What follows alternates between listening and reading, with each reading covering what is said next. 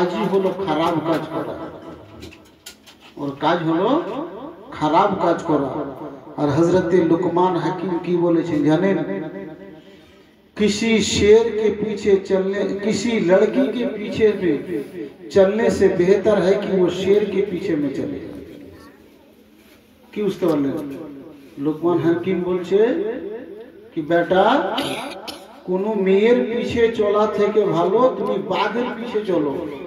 বলছে আব্বা কেন? কে মেয়ে যদি ঘুরে দেখে তোর জান যাবে, ইমান যাবে, আর বাঘ যদি ঘুরিয়ে দেখে তোর শুধু জানটাই যাবে।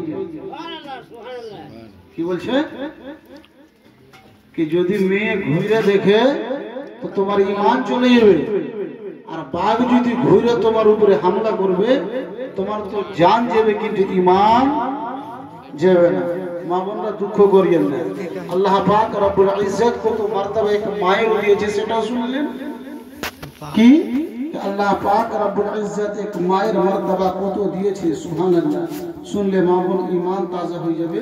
আল্লাহ কত সুন্দর আপনাদের কত अकीदा कत मोहब्बत दिए। कि बोले देखें, अल्लाह ने औरतों के दर्जात को कितना बुलंद किया कि औरत को बच्चा पैदा करने पे 70 साल का नेकी दिया जाता है। बोलो सुभान अल्लाह। एक मायर पेट থেকে যখন বাচ্চা দুনিয়াতে আসে তো 70 বছর ধরে যে যত ইবাদত করেছে ওই ইবাদত ওই সময় ওই সওয়াবটা দেওয়া হয়। 70 বছর আপনি বাঁচবেন গ্যারান্টি আছে, কিন্তু কত আল্লাহ পাক রব্বুল ইজ্জত কত সওয়াব দিয়েছে, এত সওয়াব যে বেহিসাব সওয়াব। এখানে সওয়াবের কথা বলা হয়েছে। দেখেন দ্বিতীয় কথা কি বলছে, हर दर्द के बदले में एक हज कबूलियत का सवाब। যখন বাচ্চা পয়দা হয় ব্যথা হয় মাকে, তো প্রত্যেকটা ব্যথার টিসে প্রত্যেকটা ঝটকাতে আল্লাহ এক হজ কবুলিয়তের সওয়াব লেখে। সুবহানাল্লাহ। তো সহজ ব্যাপার নাই।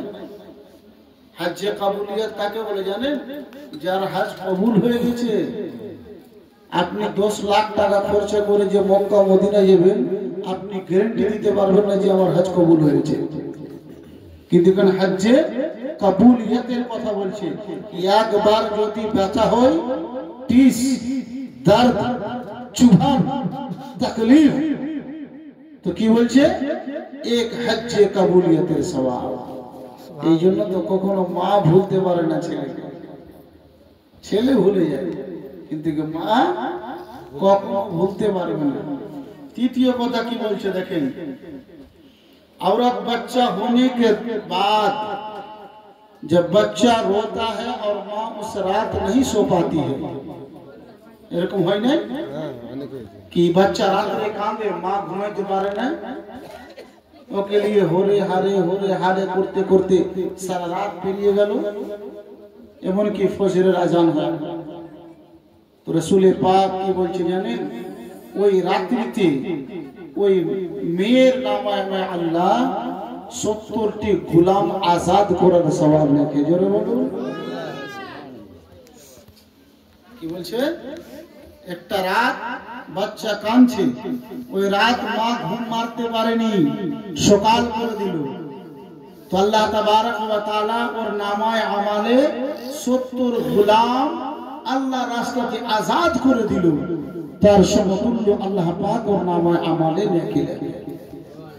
কত মর্তবা আছে। যাই হোক, কি বলতে চাইছিলাম যে কখনো কোনো নেকিকে ছোট মনে করতে হয় না। ফাহিশা আওরাতের কথা বলছিলাম, যার কাজ হলো খারাপ কাজ করা, যার কাজ হলো গুনাহ করা। ওই মেয়ে এক রাস্তা এক পথ দিয়ে যাচ্ছে, তো এক রাস্তা দিয়ে যখন যাচ্ছে তো কি দেখছে, ইন্দারার পাশে একটা কুকুর নিজের জিভটাকে বের করে পানি চাইছে। এমন পর্যায়ে ওই কুকুরের পিপাসাটা পৌঁছেছে যে ওর মুখে যদি পানি না দেওয়া হয় তো কুকুরটা মারা যাবে। হয়ে যায় না? এত পিপাসা লেগে যায়, এত পিপাসা লেগে যায় যে হাদ কো তজাউজ কর জানা। মানে বাঁধ ভেঙে যাওয়া, সহ্যর সীমা ছড়িয়ে যাওয়া।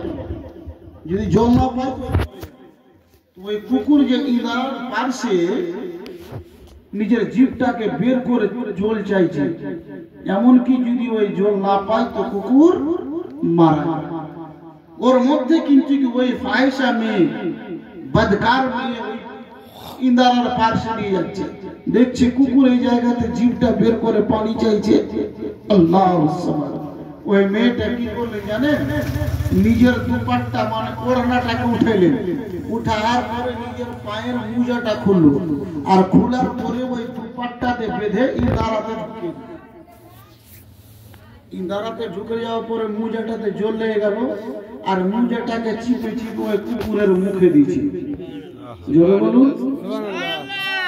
আবার ওই দুপাট্টাতে নিজের মোজাটা পায়ের বাঁধছে, ইঁদারাতে ফেলছে, পানি ওই যতটুকু লাগছে মোজাতে, ওই মোজার পানিটাকে চিপে চিপে ওই কুকুরের মুখে দিচ্ছে। এই আদাটা দেখে আল্লাহর আরশ হিলে গেল। জোরে বলুন। হায় হায়, কি হয়ে গেল? আল্লাহর আরশ হিলে গেল। আল্লাহ তাবারক ওয়া তাআলা ফেরেশতাকে বলে, ফেরেশতা যাও, আমার ওই বান্দি যতই গুনাহ করেছিল আমি এই কুকুরের মুখে জল দেওয়ার সাথে তার সমস্ত গুনাহকে আমি মাফ করে দিই। যে নামাজ বলে কিছু জানে না, যাকাত বলে কিছু জানে না, হজ বলে কিছু জানে না, কিন্তু একটা শুধু আদা আল্লাহ পাক রব্বুল ইজ্জতকে কত ভালো লেগে গেল যে কুকুর পিপাসা, যে আশরাফুল মাখলুকাতকেও কিন্তু কি পানি দেয়নি। अशरफुल मखलूकात काके बोले? मानुष। हमार आप अशरफुल मखलूकात हैं। 18,000 मखलूकातेर मध्य सबचेয়ে বিউটিফুল মানুষ, কিন্তু জলটা দিয়েছিল কাকে? কুকুরকে।